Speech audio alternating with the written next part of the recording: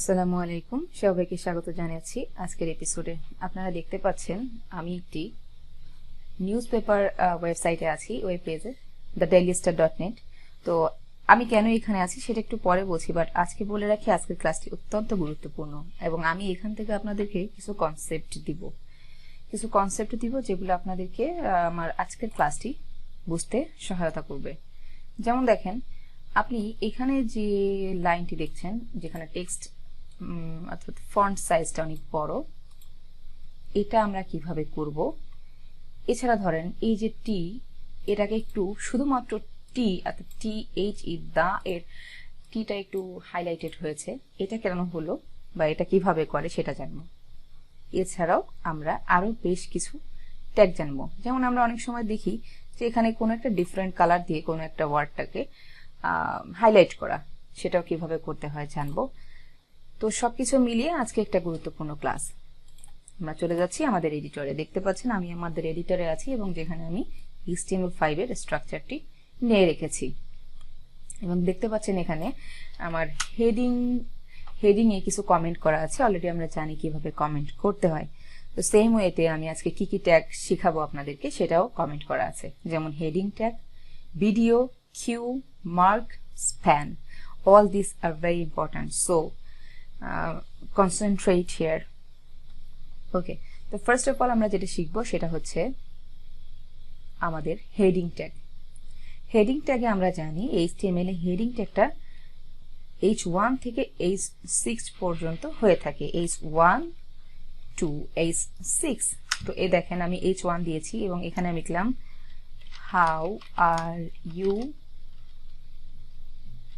তো এই যে আমি হাউ আর ইউ শব্দটি লিখলাম, একই সেন্টেন্স যদি আমি বারবার লিখি, যেমন Ctrl+C দিয়ে কপি করে আমি Ctrl+V দিয়ে কতগুলো করলাম, 4টা 5টা 6টা করলাম। এবার আমি জাস্ট হেডিংটা চেঞ্জ করে দিব। আমি কন্ট্রোল চেপে ধরে এটাকেও সিলেক্ট করলাম। এবার আমি ব্যাক স্পেস দিলাম। ব্যাক স্পেস দিয়ে যদি আমি এখানে 2 দেই, উভয় পাশে কিন্তু 2 আসলো। তো আমি আরেকবার বলি, আপনি একটা সিলেক্ট করবেন, দেন আবার কন্ট্রোল চেপে ধরে অন্যটা সিলেক্ট করে ব্যাক স্পেস দিয়ে 3 দিলে কিন্তু তৃতীয়টা চলে আসছে। তো একইভাবে আমি সবগুলো একটু চেঞ্জ করে দিই। 4, দেন 5, and then last one is 6। আমি আগেই বলেছি হেডিং কিন্তু 1 to 6 অর্থাৎ 6টি পর্যন্ত হয়ে থাকে। তো আমি Ctrl+S দিয়ে সেভ করার পর যদি এটা আমাদের ব্রাউজারে ওপেন করি, দেখেন দেখতে পাচ্ছেন এখানে H1টা সব থেকে বড় হয়েছে, দেন H2 তার থেকে একটু ছোট, তারপর H3 আরো একটু ছোট, এভাবে H6 পর্যন্ত আমরা সুন্দরভাবে যেতে পেরেছি। এই যে ডিজাইনটা হয়েছে এটা হচ্ছে হেডিং এর নাম্বারিং এর উপর ডিপেন্ড করে আপনার এই ফন্ট সাইজগুলো ছোট বড় হয়েছে। ওকে, তো বুঝতে পেরেছেন নিশ্চয়ই যে H1 মানে সব থেকে বড়টা এবং H6 মানে সব থেকে ছোটটা। তো এখন আমরা এই যে এখানে যে হেডিংটা দেখছি, এখন আপনারাই বলেন এটা কোন হেডিং এ হবে। ডেফিনেটলি H1 দিতে পারি বা H2 দিয়ে ফন্ট সাইজটা আমরা ছোট বড় করতে পারি। যাই হোক, এভাবেই হচ্ছে হেডিংটা করা হয়। এরপর যেটা আছে, এরপর আমরা যেটা শিখবো ভিডিও ট্যাগ। তো ভিডিওটা আসলে কি, বাই ডিরেকশনাল একটা ট্যাগ, যেটা হচ্ছে ধরেন আমরা নর্মালি লিখি লেফট টু রাইট, তাই না? লেফট টু রাইট লিখি আমরা, বাট অ্যারাবিয়ান ল্যাঙ্গুয়েজগুলো কি হয়ে থাকে, right to left, right to left. এই যে ডিরেকশন দেওয়ার জন্য যে ওয়েটা, সেটাই হচ্ছে ভিডিও ট্যাগ। তো ভিডিও এই ট্যাগটা যদি আমি ব্যবহার করি এবং সেখানে যদি RTL দেই, যদি আমি এখানে RTL দেই, that mean right to left. আচ্ছা, যদি আমি আরেকটু ডিফারেন্ট ভাবে বোঝাই, আপনি এটা বাদ দেন, দিয়ে বুঝেন, BDO ট্যাগটি লিখলাম এবং এই ট্যাগের মাঝে আমি কিছু টেক্সট লিখলাম, যেমন we are trying our best. তো এই যে ইয়াটা লিখলাম, Ctrl+S দিয়ে সেভ করার পর ডিফল্ট ভাবে কি আসবে এটা দেখেন, we are trying our best. এই সব সেন্টেন্সটা কিন্তু রাইট টু লেফট আসছে, বাট এখন আপনি অ্যারাবিয়ান কোনো একটা ওয়েবসাইটে কাজ করছেন, তখন ডিরেকশনটা আপনি কিভাবে দিবেন? এই ডিরেকশনটা দেওয়ার জন্য আপনাকে ভিডিও ট্যাগটি ব্যবহার করতে হবে এবং DIR এই যে অ্যাট্রিবিউটটা আছে সেটার পূর্ণরূপ হচ্ছে ডিরেকশন। এই ডিরেকশনের এখানে আপনাকে লিখতে হবে RTL। এটা লিখে যদি আপনি Ctrl+S দেন, দিয়ে রিলোড দেন, দেখবেন উল্টা হয়ে গেছে, দেখছেন? তো এখানে ডিটা হচ্ছে একটা অ্যাট্রিবিউট যেখানে যার পূর্ণরূপ হচ্ছে ডিরেকশন, নির্দেশনা। তো নির্দেশনার মধ্যে ভ্যালুটাই দিবেন RTL দিয়ে যদি আপনি Ctrl+S দেন এবং আপনার ব্রাউজারটা ওপেন করেন, দেখবেন যে এখানে কিন্তু আপনার উল্টা দিক থেকেই আসছে। আবার যদি আপনি RTL না দিয়ে LTR দেন, LTR দিয়ে Ctrl+S দেন, তাহলে কিন্তু আবার আমরা যেভাবে নর্মালি লিখি সেভাবে চলে আসছে। তো এখানে RTL that mean right to left, right to left, এবং LTR mean left to right. I hope আপনারা বুঝতে পেরেছেন। যদি আমি আরেকটা উদাহরণ দিই এবং ভিডিও দিয়ে, তাহলে সেটা হচ্ছে আমি এখানে লিখলাম I love Bangladesh, I love Bangladesh. Normally আমরা জানি এটা কিভাবে আসবে, বাট এটাকে যদি আমি এখন আমার ডিরেকশন দিতে চাই, যেমন RTL that mean right to left করতে চাই, তাহলে RTL লিখে আমি যদি এটাকে সেভ করি, দেখেন এখানে কিন্তু উল্টাভাবে আসছে। তো আমি একটা বিয়ার দিই এখানে, যাতে আপনারা স্পেসটা পাই এবং আরেকটা লাইন তৈরি হয় বুঝতে পারেন। দেখতে পাচ্ছেন নিশ্চয়ই যে আমি এখন রিলোড দেওয়ার পর এটা উল্টাভাবে আসছে। এই যে উল্টাভাবে আসছে, এটাকে ঠিক করার জন্য এখানে আমরা কি লিখতে পারি, LTR। এখন যদি এটা লিখি, আবার রিলোড দিলে কি হচ্ছে দেখেন, লেখাটা আবার মানে নর্মালি যে স্টাইলে হয়ে থাকে সেই স্টাইলেই হচ্ছে। তো আই হোপ আপনারা এটা বুঝতে পেরেছেন। ভিডিও দেখবেন বাই ডিরেকশনাল টেক্সট, যেটা টেক্সটের লেখাটা কোথা থেকে হবে বা ডিরেকশন দিয়ে থাকে। Okay fine. এখন দেখেন আই লাভ বাংলাদেশ কথাটা তুমি লিখেছি ভিডিওর মধ্যে, তাই না? বাট আপনি এখানে সংক্ষেপে, আমরা অনেকেই সংক্ষেপে অনেক বেশি লিখি, বা বিডি শব্দটা লিখতেই পারি, লিখলাম। এখন আপনি দেখেন এই বিডিটা মানে কি, এই বিডি শব্দের অর্থটা ধরেন আপনি জানেন না বিডিটা কি, আপনি আপনার কেউ ভিজিট করতে আসলে এই সাইটে, বাট তাও বিডিটা আসলে কি সে জানে না, তাহলে আপনি তাকে কিভাবে বুঝাবেন? আপনি বিডি শব্দটাকে কিভাবে বুঝাবেন? তখন আপনি তাকে এইভাবে বোঝাতে পারেন, লাইক অ্যাবিভিয়েটটা একটা দিয়ে, তাই না?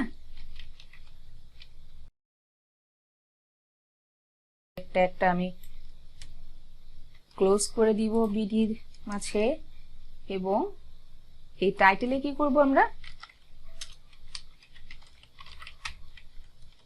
আই হোপ আপনারা এটাও প্রদেশ কথাটি লিখবেন, এবং বাংলাদেশ কথাটি লিখে যখন আপনি সেভ করবেন এবং সেভ করে আপনার ব্রাউজার রিলোড দিবেন, দেখেন এখানে বিডি এর উপর যখন আমি কার্সর রাখছি,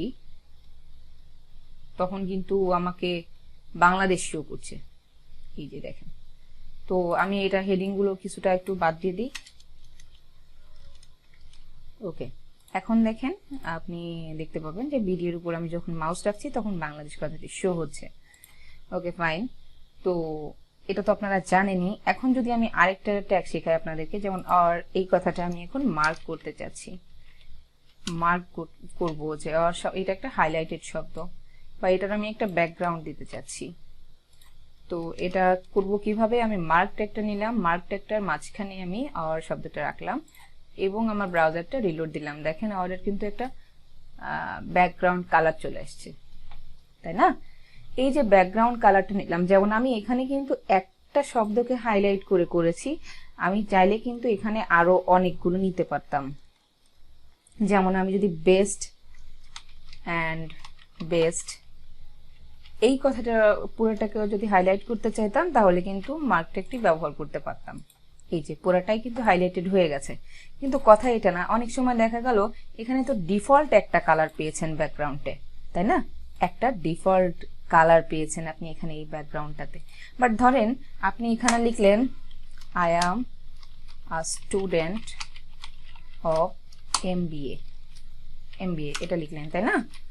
তো এখন ধরেন আপনি এটাকে আপনি H2 এর মধ্যে রাখলেন, তো H2 এর মধ্যে রাখলাম আমি। ওকে, এই ট্যাগটাকে আমি H2 এর মধ্যে রাখলাম, বাট আমি এখন চাচ্ছি এই এমবিএটাকে আমি রেড কালার করতে, এমবিএ শব্দটাকে রেড কালার করতে। স্টাইল দিতে, এই যে কালার করা বা সাজানোটাই হচ্ছে স্টাইল। আমরা CSS3 যখন করব তখন আমরা স্টাইল সম্পর্কে একেবারে ক্লিয়ার কনসেপ্ট পাবো। তো এই যে স্টাইলটা দিব, এটা কিভাবে দিব? কোনো একটা বিশেষ বিশেষ কোনো অংশকে বা বিশেষ কোথাও ডিজাইন করার জন্য, পুরাটাকে না, আপনি আপনার আপনার ভালো লাগা অর্থাৎ যেখানে আপনি শুধুমাত্র ইন্ডিকেট করে হাইলাইট করতে চান, স্টাইল দিতে চান, সেটা করার জন্য আপনাকে একটি ট্যাগ ব্যবহার করতে হয় যার নাম স্প্যান ট্যাগ। এই স্প্যান ট্যাগের মধ্যে আপনি যা কিছু রাখবেন সেটাকে আপনি CSS এর মাধ্যমে আপনার স্টাইল প্রদান করতে পারবেন, মানে সুন্দর করে নতুন কোনো চেহারা দিতে পারবেন, স্টাইল অ্যাড করতে পারবেন। স্টাইল কিভাবে অ্যাড করতে হয় সেটা আমরা CSS এর ক্লাসে খুব ভালোভাবে জানবো। বাট এখন আমরা জানলাম যে হ্যাঁ, আমি যদি অনেক কিছুও লিখি, তার মাঝখানে যদি কোনো কিছুকে আমি নতুন করে স্টাইল দিতে চাই, সেক্ষেত্রে আমাকে ওই জিনিসটাকে অর্থাৎ ওই শব্দগুলোকে সিলেক্ট করতে হবে স্প্যান ট্যাগের মাঝে রেখে। আই হোপ আপনারা বুঝতে পেরেছেন যে স্প্যান ট্যাগটি কেন ব্যবহার করা হয়। তো আজকে আমরা কি শিখলাম? হেডিং ট্যাগ মূলত H1 থেকে H6 পর্যন্ত হয়ে থাকে, যেখানে H1 থেকে বড় হয়ে আস্তে আস্তে ক্রমান্বয়ে গ্র্যাজুয়ালি H6 পর্যন্ত ছোট হতে থাকে। এরপর আমরা যেটা শিখলাম ভিডিও ট্যাগ, বাই ডিরেকশনাল একটা ট্যাগ, যেটা কিনা আপনাকে হেল্প করবে আপনার ল্যাঙ্গুয়েজটা কোন দিক থেকে শুরু হবে, লেফট টু রাইট আর রাইট টু লেফট। এরপর যেটা জানলাম, এর মাঝখানে আমরা অ্যাবিভিয়ারটা একটু রিভিশন দিলাম, ভেরি গুড। দেন মার্কটা জানলাম। মার্ক মানে হচ্ছে কোথাও একটা হাইলাইট করা একটা ব্যাকগ্রাউন্ড দিয়ে। স্প্যানটা হচ্ছে বিশেষ কোথাও স্টাইল দিতে চাইলে সেটার জন্য স্প্যান ট্যাগটি ব্যবহার করা হয়। এরপর আমরা আরেকটি ট্যাগ শিখবো, সেটা হচ্ছে কিউ ট্যাগ, কোটেশন। সাপোজ এই টেক্সটগুলোকে আমি কিউ ট্যাগের মধ্যে রাখতে চাচ্ছি। ওকে, তো আমি নিলাম, আমি রিলোড দিলাম, দেখেন এখানে কোটেশনের স্টাইল হয়ে গেছে। এটাকেই বলে কোটেশন ট্যাগ। আই হোপ আপনারা বুঝতে পেরেছেন। সো দেখা হচ্ছে পরবর্তী পর্বে, আর এর মধ্যে খুব খুব খুব খুব রিভিশন দিয়ে ফেলেন। Thank you so much.